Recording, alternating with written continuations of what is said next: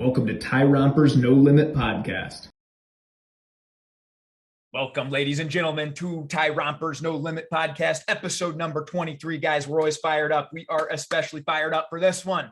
We got a man that inspires me every single day with his thoughts on fatherhood and legacy. This is a man and a champion right here. He's a former MMA fighter, guys. He brings that same intensity to the Twitter streets every single day. This is a man that can up your mindset, get you to financial freedom, and shares a lot of wisdom on fatherhood and life every single day. This is a brother and a guy that I absolutely love. This is Mr. Victor. Welcome to the podcast, brother. How you doing today?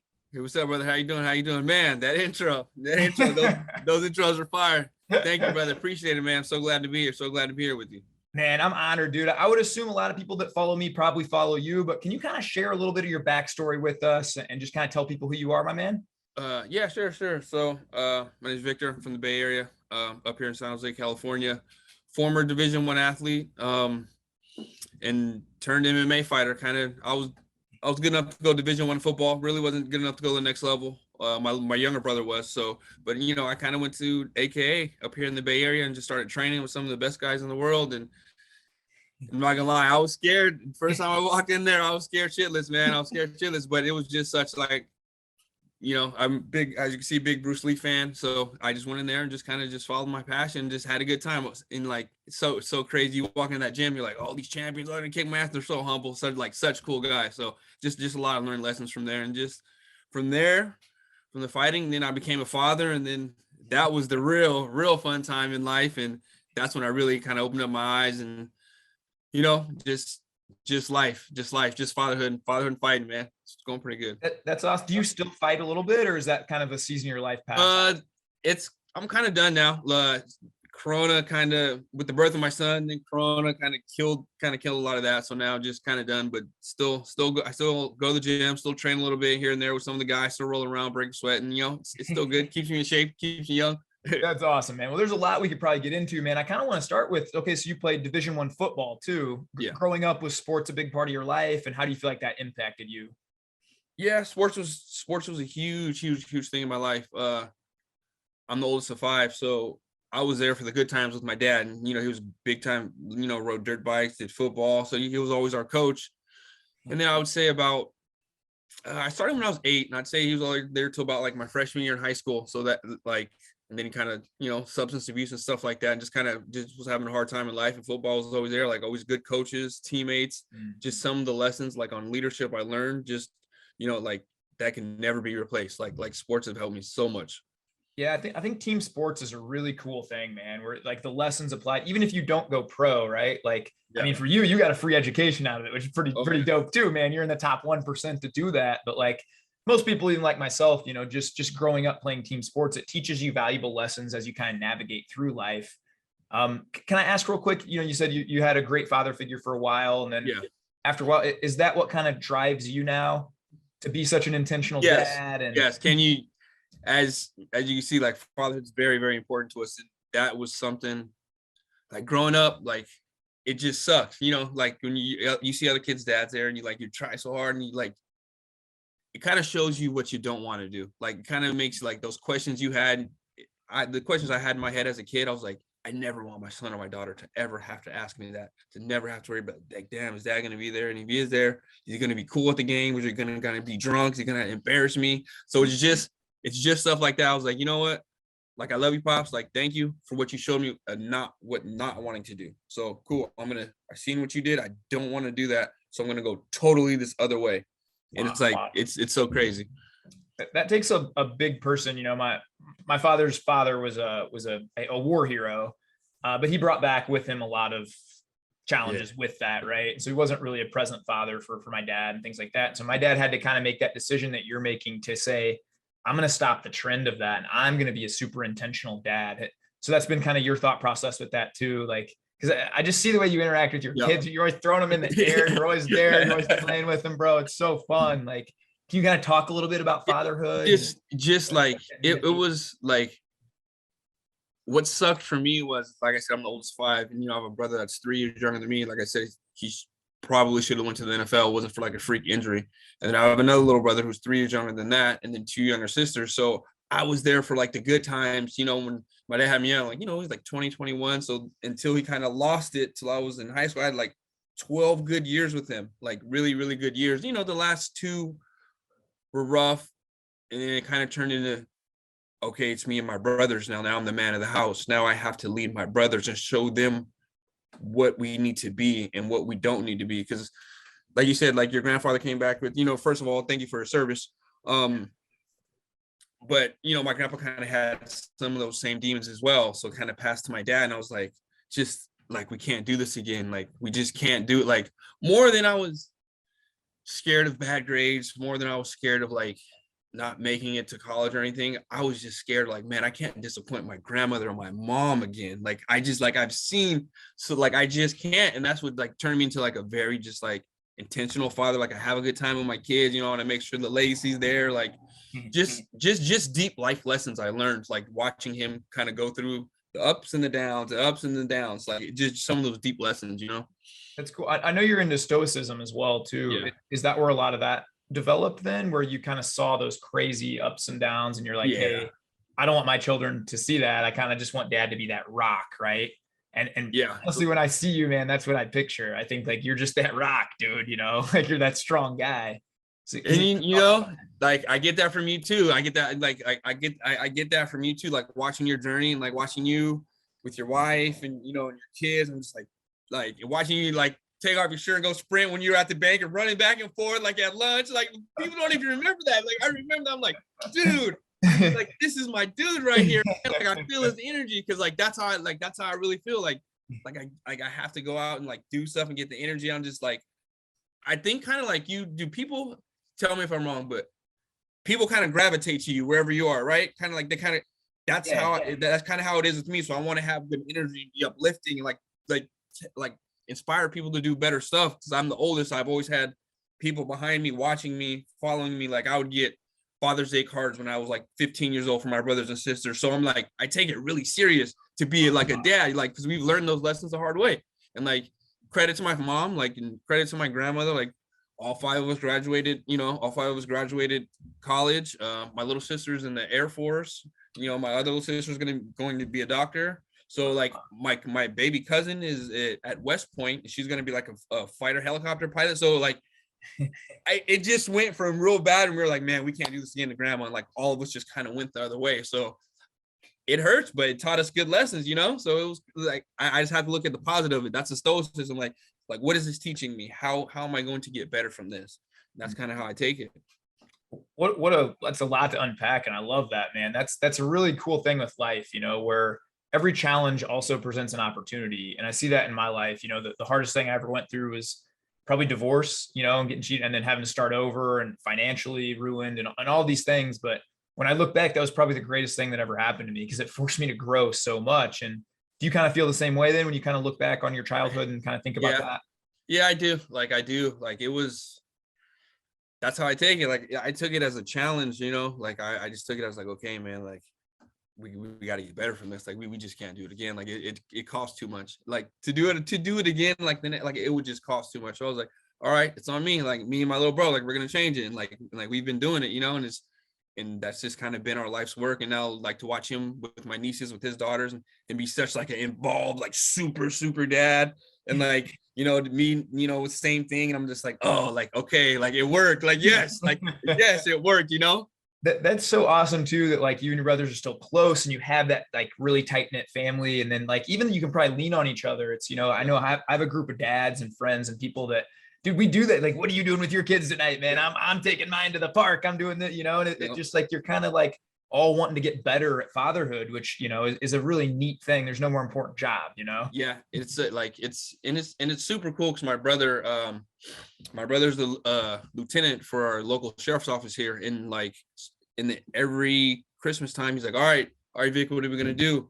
And we'll pick like an apartment complex. He's been picking this one apartment complex, kind of like, they need help. And like, before Corona, like, he like tape it all off, put like music, TVs, everything. Like, even it'll be like 2 days before Christmas, we'd have like just truckloads of toys come in there. And just like, so he's really taking it, whatever we learned in our house, and like, and is really expanded it to like to the community now. And like, he's raised like almost $500,000 for the local burn hospital here. Like, so it's just been like, it's been crazy. And, some help with our gym. We had Daniel Cormier, Cain Velasquez, like when they were doing their embedded, they did it with my brother at the Children's Victim Hospital to raise money. Like it was on the UFC countdown embedded. So it's like, he really just expanded it. And I'm like, man, that's so cool. Like he got the message, like that was all worth it. Like he got the message. So like, that's why we really take it. Like fatherhood's like really serious to us, Man, that's amazing. And I think that shows that ripple effect too, right? Like just by him being his best self, and by you being your best self, how many lives that change, that big ripple effect, man. That's what it's all about.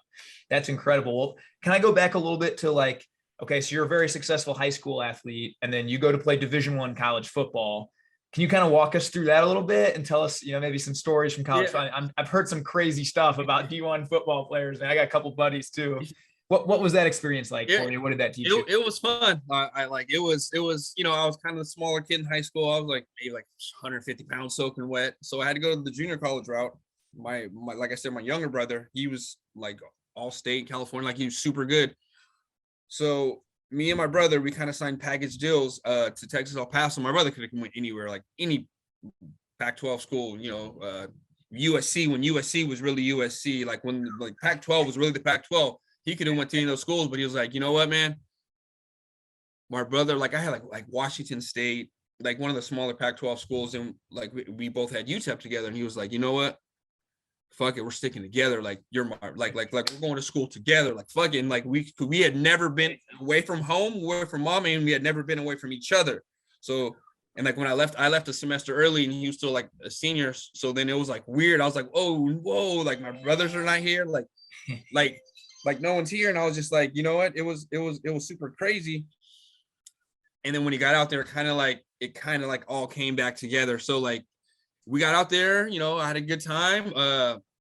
There was some like crazy. We were in Texas, in El Paso, Texas. And I remember one time where my boy had cakes. We had a big cake fire. And he was like, you know what? His backyard was out to like a big field. And he was like, you know what? Fuck it, we're gonna set the couches on fire and just had a big bonfire. There's like 500 people there. Like it was just like super cool times. And get it. Like I'm from the Bay Area. Like I had never like been to like El Paso, which is like it's like 98% Hispanic. And then you have like kind of like the army people. And then you have the kids that come in all play college. So it was just like huge melting pot of like the city culture, like the team, everyone's from everywhere. It was just like some lifelong friends. Like my friend Johnny Higgins played up here with us for the Raiders, played for the Raiders. Just one of those friends like, hey man, I don't have a ride to fucking study hall. Can I hop in with you? Cool, hop in with me, dude. We're like going to study hall, going to the dorms, going to the chow hall. So it's just like some of those lifelong things, man. And like it's so cool. It's so cool. When you work hard with guys, I feel like you form a brotherhood with them that just lasts forever. I mean, you see that in like the military, right? People that go serve and they do these really hard things. I think like D1 college football is probably like that. I mean, you guys, do you have times where you're like getting up at 4 a.m. doing these crazy stuff probably? Oh, it's like so we're in El Paso, right? So we're in the desert. So it like in summer workouts, it's like our stadium was built into a mountain, and we had the field turf. So the heat would come down, and the field would be like 110 degrees, like in the field in the stadium. So we'd be like doing sprints and stuff, and like we'd have to water down our cleats because they were smoking. They're like, hey, either you guys come at 4:30 in the morning, or you got to come at like 8 at night because you can't come in the middle of the day, like it's too hot. Yeah. So like sometimes my brother was there, Johnny was there, and my cousin Adrian was there too, and they'll text like, dude, you remember when we had to do those fucking workouts at 4 a.m? Or you remember we were watering down our cleats? You remember like we went to the Arizona game and your house almost got left in the hotel because you were coming late to the bus? Just some of those just lifelong stories we get to tell our kids, Man, that's pretty incredible, man. So then did you meet like your wife in college, or what how did you guys meet after that? So I just came back home, and so I kind of, when I went to college, I kind of had fun and did the college thing, and I was like, you know what?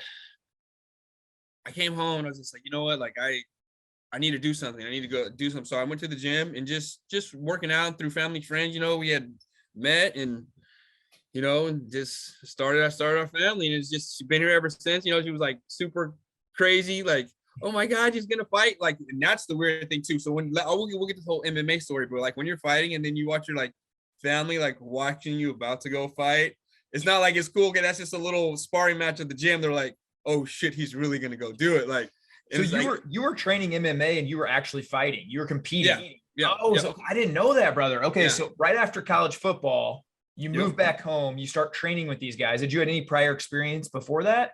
Shit, I was like every other kid our age. I watched Bruce Lee Enter the Dragon. Like that was it. I was just an athletic football player. But like I was super always into like UFC, always into like just stuff that challenged me. And I remember like when the UFC first came out and you couldn't even get them. Like I remember, like I'm kind of aging myself, but I remember I told my uncle, hey, uncle, go to the video store, go get the UFC, because you had to be over 18 to get them, you know, because they were like so like it was like real bad back then, you know, when it first started. And then I just always had a liking to it. And then I went in, I started with jiu-jitsu. And then that's when, you know, like John Fitch was there and like Josh Thompson, like some of the older guys. And then there was coming in like Gilbert Melendez and like Luke Rockhold and Khabib and Kane. Those were like towards the end with me. And I just started with jiu-jitsu and I was pretty good. And then one of my friends, I was having an amateur fight. And he's like, coach, like, hey man, you can help him train. And I was helping him train. I kind of was getting the better of him. He's like, dude, you might be able to do this. I'm like, oh shit, like I never did this. So I was like, but I kept on training, helped him train for his fight. And about 6 months later, I kept going to the gym. And coach was like, hey, you want to try it? Like, right, we have like a couple spots for the amateur team. Like, you want to do it? So I was like, all right, fuck it. And you know, with my life, nothing could be simple, right? Nothing could be simple. So since we're from AKA, everyone knows, oh, that's the big gym with all the champs. So like I had 4 or 5 guys pull out. And I'm like, man, like it's my first time, like first fight. I'm like, you know, I may have had a couple of dust ups in high school or something, but like first time, like, hey, you're like all your friends, everyone you know, love is coming to support you, you know? And so I'm like, I had sold all these tickets and like one guy was supposed to be a jiu-jitsu guy pulled out. The next guy was supposed to be a striker pulled out. The next guy was a wrestler pulled out. And by this time we're like for the 5th guy, for my first amateur fight, we're like on the 5th guy in fight week. I'm like, hey man, just pick anybody. Cause we sold so many tickets. So we get a guy from Uriah Favor's gym. And we go, you know, have all the big wigs there, have Kung Lee there, Coach Javier Mendez, like all these guys watching me like, okay, this is going to be the next stud. I'm like, shit, all right, here we go. And I'm fighting a guy by the name of Josh pressure, Emmett. Man. A guy by the name of Josh Emmett. He, I think he's like ranked number 3 or 4 right now in UFC in featherweight. And I was doing well, you know, held him off, was doing good. And he was a strong wrestler. So he had faked to do a shot. And I had went down to brace for it and he caught me over the top. Boom. And I woke up like, oh shit, what happened? I'm like, there's no way that just happened. Dude, I had lost, knocked me out in front of all my friends. I'm like crying. I'm like, oh shit. But I was back in the gym Monday, went on a tear, won the next 3, won an amateur belt. I can show you up here and won some pro fights. So like, but that's the stoicism thing again. Like I had lost in front of my brothers. Like I'm the older brother getting knocked out. Like psychologically, like that does something to you. Like, and I'm just like, fuck. And I was like, you know what? I got to get back on the horse. Like, I can't let my brothers, my whole family see me go out like this. And I went back and won championship belt and came back. And what's so funny about that? My little brother got out and did, like I told you, he had an injury, whatever, didn't go to the league. So when I was winning my championship belt, my brother was there and the one that fought before me and actually followed me into that, won, and then I won my belt after. So it's like a big, crazy, like we just stayed with each other, you know?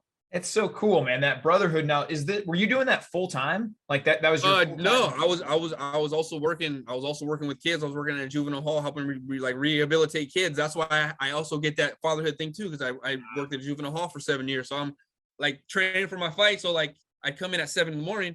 Some of the workers would be up. They knew what I was doing. Like, so they'd be up at their doors waiting.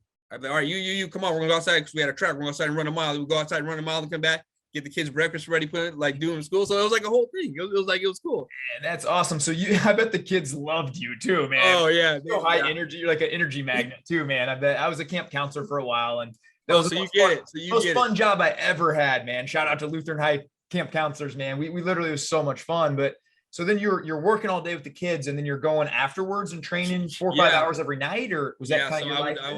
I would go, I'd work about 7 to 3. I remember I had to drive about 30 minutes to the gym. I'd get like a Subway sandwich, take a nap for like 40 minutes and go to like jiu-jitsu class, striking class, go to all the night classes. So yeah, but I mean, it was like a labor of love. Like I didn't have any kids then, you know, I was fresh out of college. I had a bunch of energy. Like, so I would just go to work for like, 8 hours a day. Then I come home and be like, drink a beer. I'm like, this is not it. Like I have to do something. And I figured it out. And it was just, you know, I just stuck with it, kept getting better and better, you know, took my licks, gave my licks, you know, won some, lost some, but it's just like that whole journey of just challenging myself and watching it, you know, like it was the whole, like that whole journey of it just taught me so much about like life, myself, about different people around the world. Like we had Khabib come in with all his Russian guys, and like they're so just cool and humble, but they could tear you to a piece in like 5 seconds. Kill you in a second, right? Yeah, but like that's like most of those guys like that, like Daniel Cormier, jokester, funny guy, like Luke, funny, like, but just the most humble, down to earth, because like they don't have nothing to prove. Like they go fight badass dudes all day. Like I don't have nothing to prove. Like, and like just so calm and humble. Like that's what I learned from it too. Like that's what I learned from it. That's so cool. So you had how many pro fights did you end up having then after you won the amateur belt? I had two, so I was 2-1, and then like the whole Corona stuff started, and I was just like, Okay. So you did this up until a couple of years ago. Yeah, right until Corona. Like I had my son Corona.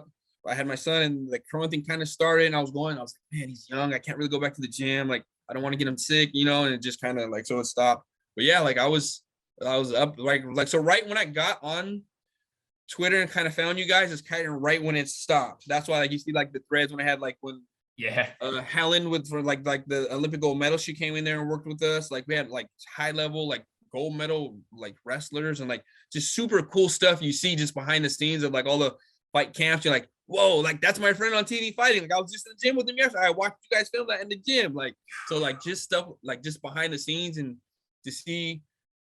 I mean, I knew I was never going to go be a UFC champion or nothing like that, but just I was good enough to be in the room and watch greatness. Like I get to watch. I watched Khabib win all of those fights. I watched DC win all those fights.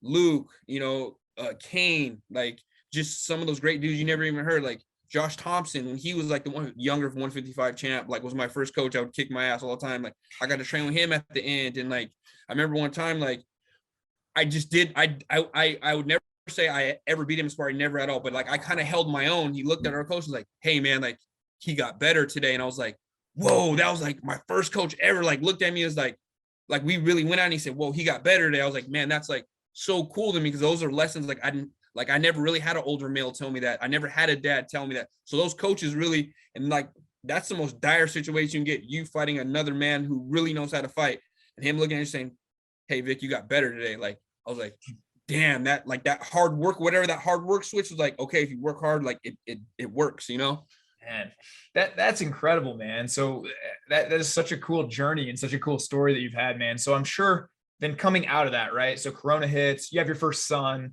and now you're just what kind of takeaways have you taken then from, those lessons? Because I can't even imagine what that's like, Victor. Like, dude, you're walking in the ring with some dude, his whole mission is to beat you to a pulp. Yeah. Your mission is to do the same. Like, how do you overcome that fear? And then I guess, when you kind of harness that and overcome that fear, have you taken that to other areas of your life to improve too?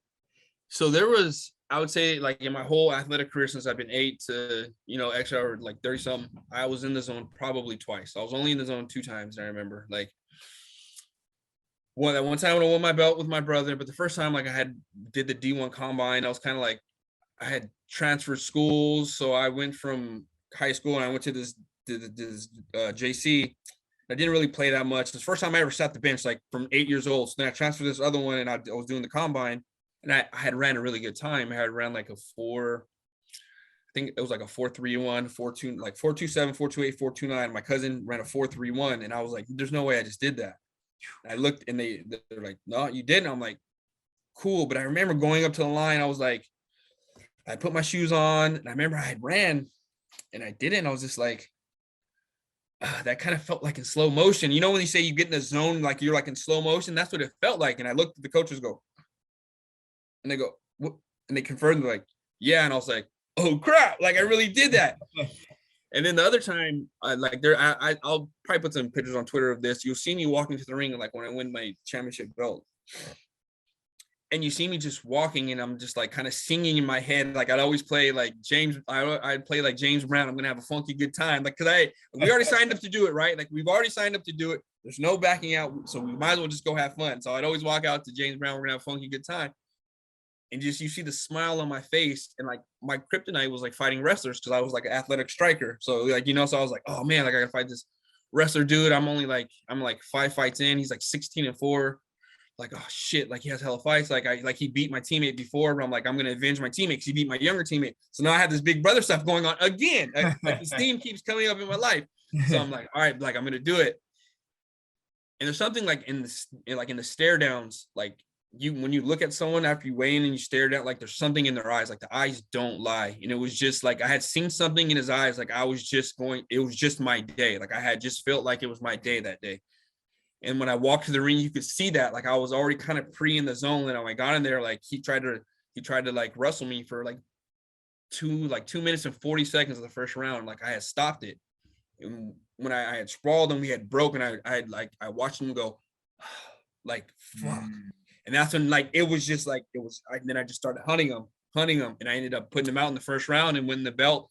But everything was like in slow motion. Like I remember he swung and it like kind of hit me and I was like, oh no, am I bleeding? Like it kind of almost flashing back to like when I lost, I was like, no, I'm good. And I remember going boom, boom, boom, and just hitting him. And I remember like, it was like in like a dream, like slow motion. And I finished it and I just heard the ref go, it's over. And I looked up and everyone was screaming. I was like, oh, those are the only 2 times in like 30 years of sports I've ever been in the zone. And I try to tell people and it's like, it's so cool, you know, but like that walking to the ring thing is like really, really serious. So I'll tell you, like fighting for me was never, you're going to go be a UFC champion. You're going to do this. I remember one time when things were bad with my mom and my dad, I was a young kid and I had seen him kind of like, you know, put his hands on her a little bit, but there's nothing I could do because I was a little kid. And I was just like, that's never going to happen again, that fear. So to me, fighting was, if I'm a man, I need to know how to protect my family if somebody comes in here.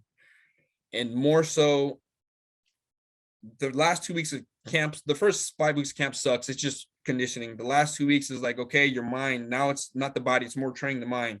Then you go do your weigh-ins and you're cutting weight. And then all the mind stuff starts to come in, all those like, damn, I remember when I was a kid and this shit happened and I wasn't good enough to overcome it. And then you get in the back and you're warming up. I'm warming up with my brother. And then we look at the thing and he goes, all right, 1 fight, 2 fight. Jones, you're up on deck. And then they go, Vic, you're up next. And it took me back always to me not being able to help my mom in that moment, to walking out. Like I would never, I was like, damn, am I going to walk out of the ring or am I going to walk there and do it? And from when they said, Vic, you're up, that point, walking out of the locker room to walking to the ring, once I could beat that demon, anything that happened there was just on autopilot. The body's going to work how it works, but being able to, when they say your name and walking out, controlling that, like 20 seconds to 30 seconds to 2 minutes, if you could control that, whoever controls that, the best usually wins. And like, that was always me beating that demon. Like I walked out maybe 10 times, all from amateur to pro, just me beating that demon every time. And they called my name walking out. And that took me back to overcoming that thing as a kid, you know? That's amazing, man. It is amazing where, you know, when I talk and coach with a lot of guys too, they always go back to a lot of childhood trauma or a lot of something that happened, a big moment in their life, you know? Yeah. And it's so weird how our minds work, man. We talk about mindset a lot and you have to overcome things. I mean, bro, I've been gratitude journal now for almost 4 years. Every single day I do this right when I wake up. And still, like when I wake up, my mind will tell me, dude, you don't need to do it today. It's fine. Like you can skip a day, like almost. And I have to win that battle in my mind every day. Same when the snooze goes off, you know, the alarm goes off and like, bro, you know, the gym is great for you. You know, the benefits, you know, you'll feel better, but that voice creeps in and it tells you, nah, man, the bed's cozy. Like just keep spooning the wife, man, you know, it's going to be good. So how do you sort of like, you know, when you're going into that ring or even now, like, when you hear that voice kind of creep in, do you have a process around that or how do you overcome that fear? It's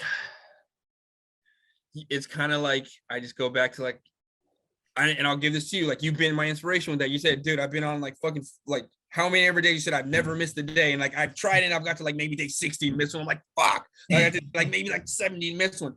And it's just like, dude, you know, you have to do it. Like, you know, you have, and like that inner resistance, you know, it's like fighting that resistance with your mind. I still get it.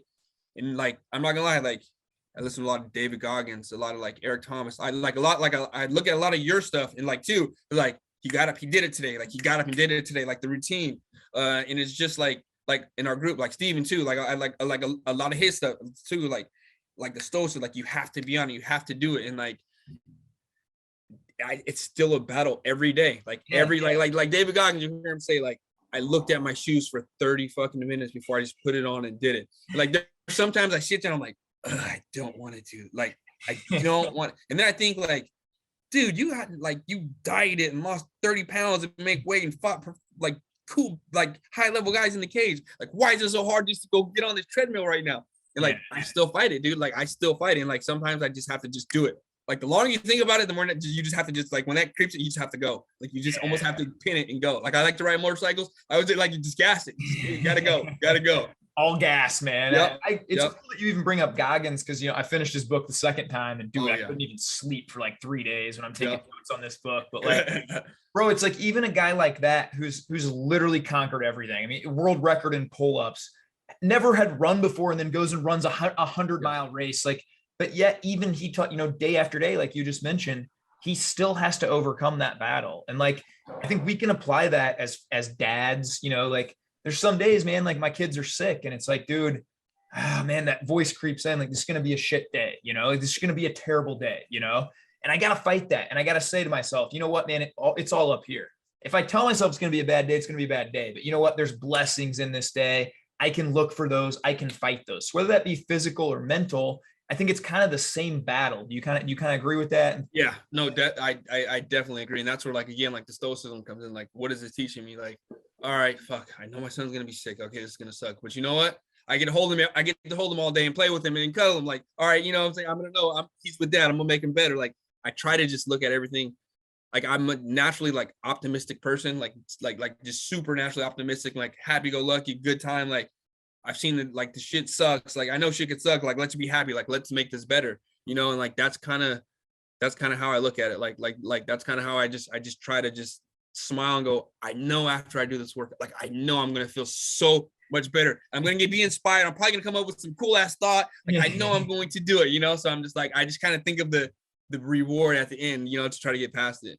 Yeah, you kind of defeat your future self, I call it, man. It's like, that alarm goes off. Man, it was me this morning, man. Like, my alarm went off and I thought, there's my son has a little fever, so he can't go to his appointment. So it's like, I'm not going to get a lot of the work done today that I'd planned on. And so my mind is playing all these tricks, and I just tell myself exactly what you said.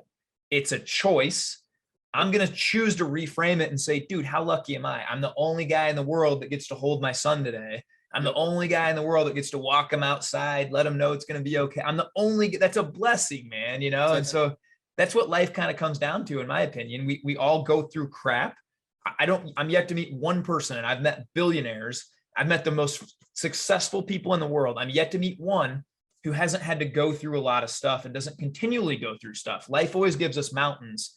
It's just, do we choose to focus on the mountain, or do we choose to focus on how do we get better through that, Yeah, and one guy who taught me a lot about that is Khabib at the gym. Like, just watching his work ethic and watching like what he comes from, like a war-torn nation in Dagestan, and like the whole thing, and watching his work and just how happy he is to go to the gym and work out, just how happy he is to go, and like watching. And another thing I took from him as well, how much he loved his father.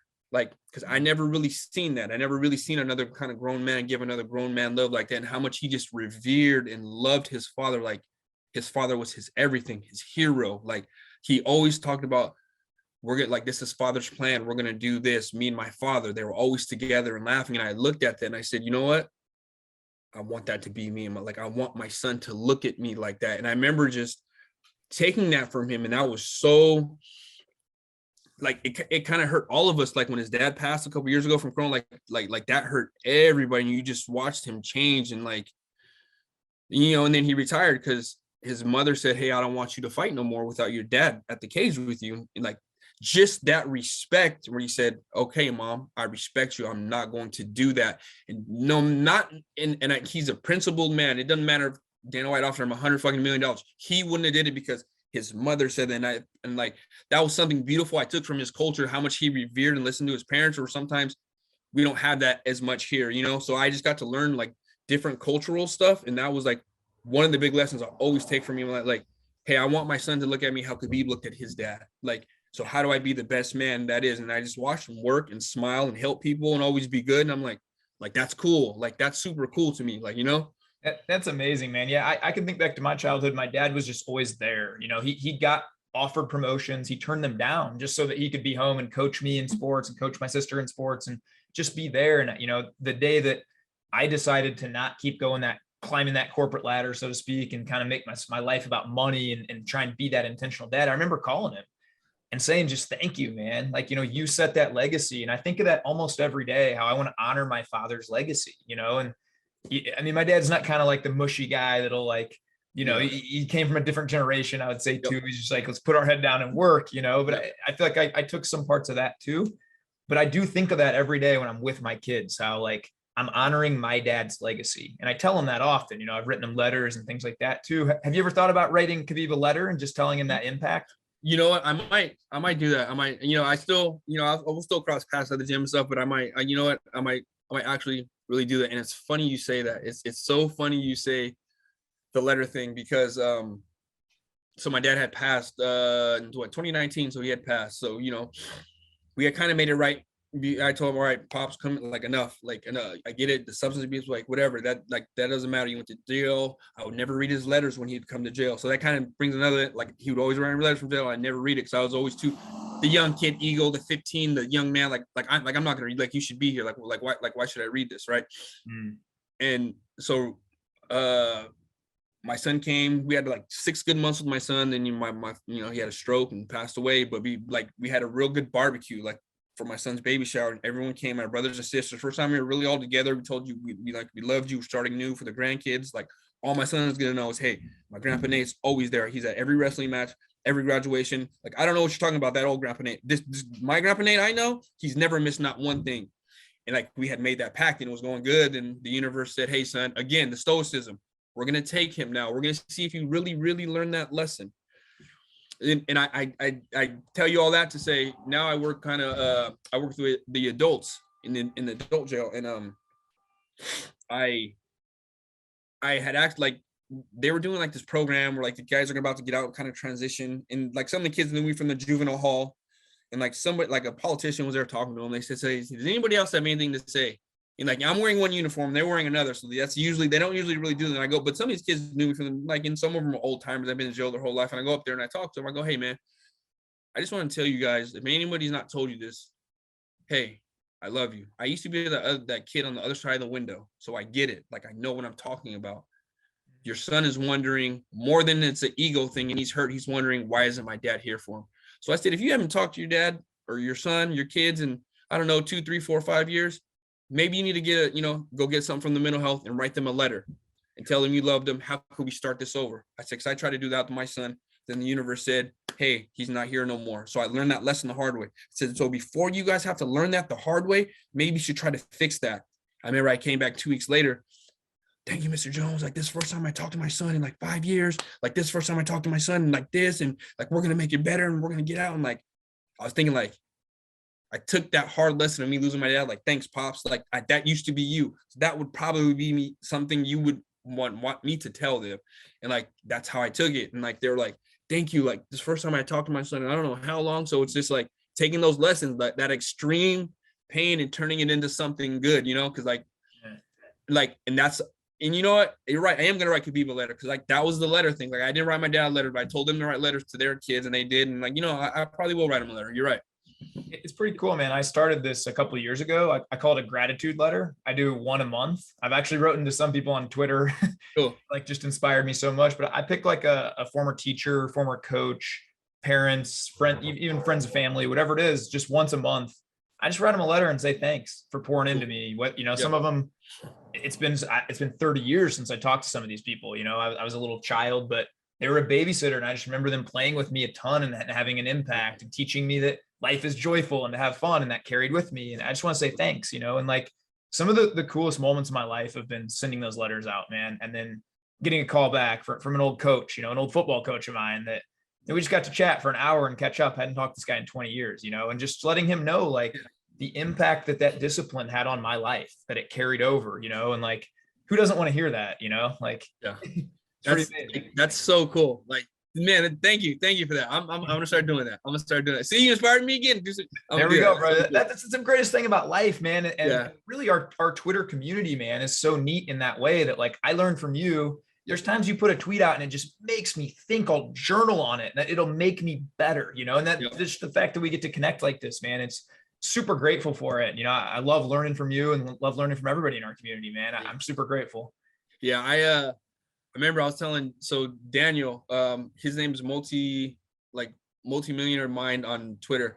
And like, he's like a young kid, like I think he's under like 100K followers, but like he was in the gym with me. I remember I did his podcast and I told him, I said, man, like, and like, he just had seen the difference. Like when my father passed and stuff, I said, man, like I'm on Twitter and like, it's making me better. And he kind of like chuckled because he didn't know. He's thinking like Twitter, like what everybody says on Twitter, Trump got kicked off Twitter, Twitter's bad at like the scum, like stuff. And I'm like, no, like when you get on this side of Twitter, I'm like, dude, I'm talking to people that are like selling options, being better dads, like Amazon 100,000K a month, like 100K a month, like doing such cool shit. Like I all day, every day, I'm tuned into like a better frequency of my mind, of like just getting better. And now he's on there and he's seeing it. Like some of the bigger accounts are shouting him out. He's like, oh, I get it now, big bro. And I'm like, but me and him been backstage.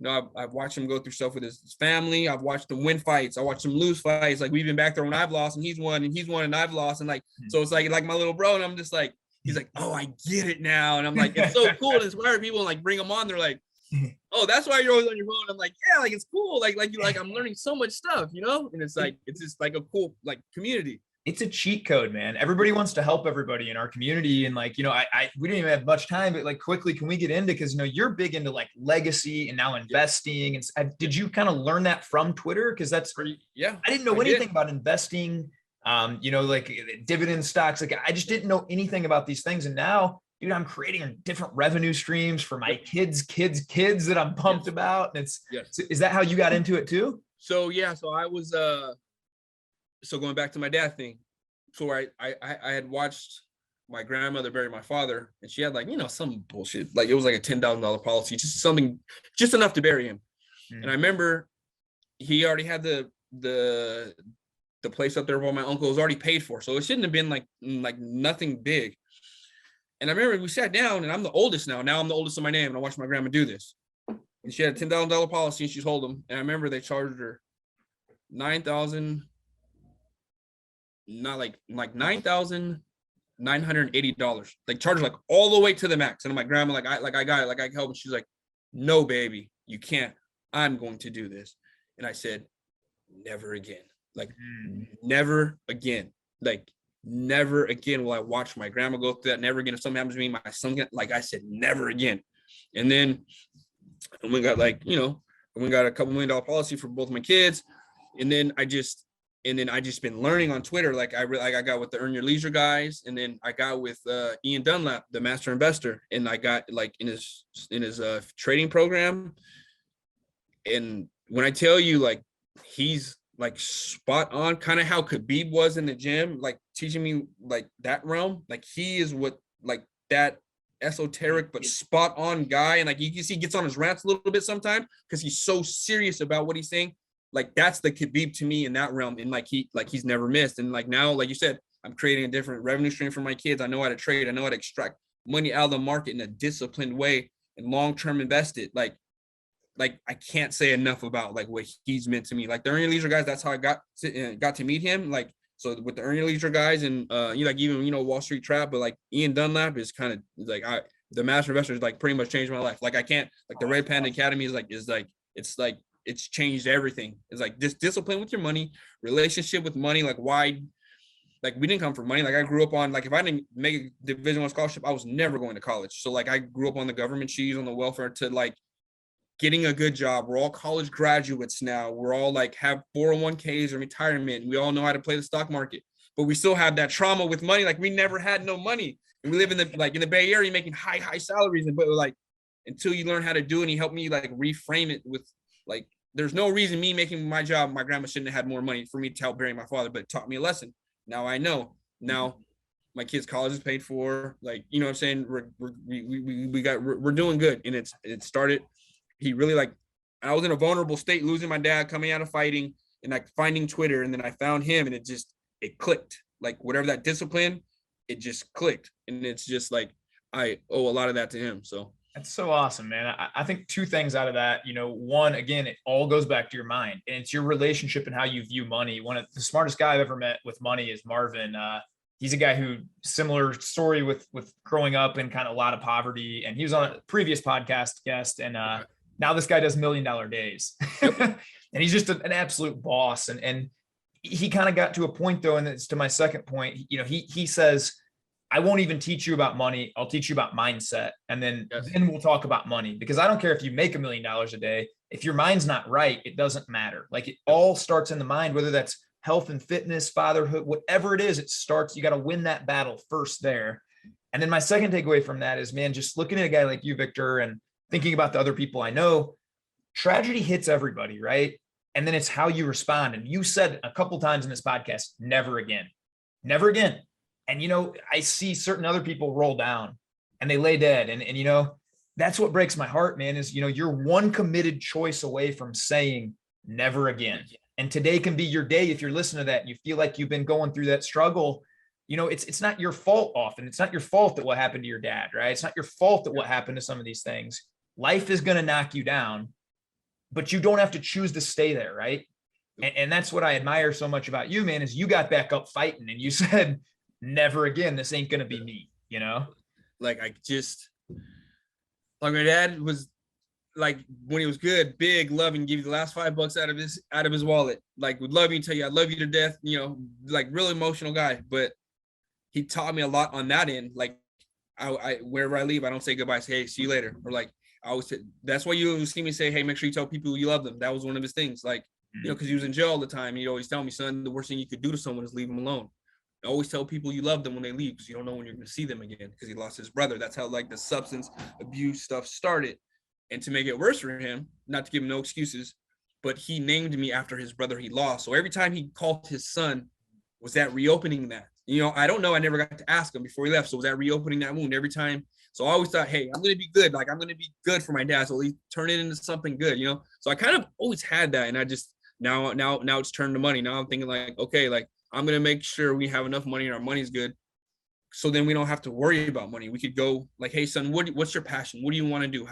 Now how can we make a business out of this? Because now, like, fighting was hard, like losing relatives and all that's hard, but like starting a business, like, that's a whole other beast. And I'm learning, I'm like, whoa, like, this is like, maybe this is what this prepared me for, Yeah, that's awesome. Well, I don't know your beliefs or whatever. I don't claim to know, man, but I probably think that your dad gets to look down on you and smile a lot, man, and really say, like, what a great man you are. And, you inspire so many people, and just the kind of man you are, dude, integrity wise, fatherhood wise, just the man that's going to stop that buck and just change generations, man. So, you're a man that I admire a lot, brother. Yes, sir. You too. Like I said, man, like, there's some days I'd be tired, man. I would see you put your shirt off running in the fucking park at lunchtime. And I'm like, dude, he's the boss doing that. Like, think about working for you, like, in the bank. I'm like, dude, bro, my boss is fucking cool. Like they thought half of them thought I was insane, because I'd literally have like a really important client meeting, and I'm coming back like just drenched in sweat. And I'm like, I'm dancing as I come in. I'm shirtless. I'm shoeless. I'm like, hey guys, I got to go change. Hang on. They're like, this millionaire client is waiting for you out front. And I'm like, he can wait, man. Like, I had to get my sprints in, but then it comes back to, again, like, the mind. I know we say it so much on Twitter. It sounds like cliche and like, you sound like people are like tired of hearing it, but it really all does come back down to the mind. Like, yes, and like, that's like a thing, like Ian teaches us money. Like, I can teach you how to make this money, but if you're not disciplined with it, if you're not disciplined in the mind, or if you don't win that battle, like, it doesn't matter. You're going to, like, go give it all away again. Like, especially in trading, like, if you're not disciplined, you could be up so much, and then you could be, and you're just like, whoa. And like, what just happened? You knew the rules, you knew to be disciplined. Like, did you go in this fight and you knew coach said, don't pull your hand back low, and you pulled your hand back low and you got caught? That's on you. What trading is for me is this, like, when people ask me, like, hey, what is fighting? See, fighting is a live chess match with instant consequences. That's the same thing as trading. Maybe that's why I'm like drawn to it's like, it's the same thing, It's like the same thing. But like, again, it comes back down to the mind. I know people get tired of hearing it. Hey, get your mind right, get your money right, get your mind right, get your life right. Like, get your mind right, you're gonna, like, have a better relationship with your wife. Get your mind right, you're gonna have a better relationship with the kids. And I always say, like, Jordan Peterson says this: when you improve yourself, you improve the world. So, like, improve yourself so then you can improve everything else around it, And like, I didn't get it at first, because I'm like, that's kind of selfish. Like, shouldn't I improve my kids first? And then, like, oh, I get, the older you get, the more you understand that concept. And I'm like, okay, I get it now. And like, I read like a lot of Jordan Peterson too, and that's helped a lot too. Yeah, JP's the man. He's got a lot of great stuff out there. Do you know Trevor Smith from the UFC? Yes, I vaguely. I mean, I've heard. He's coming on the podcast here in a week or so too, man. Nice. This is like a nice little prep one, man. We're getting all the UFC guys on here, man. You guys fire me up, man. But that's awesome.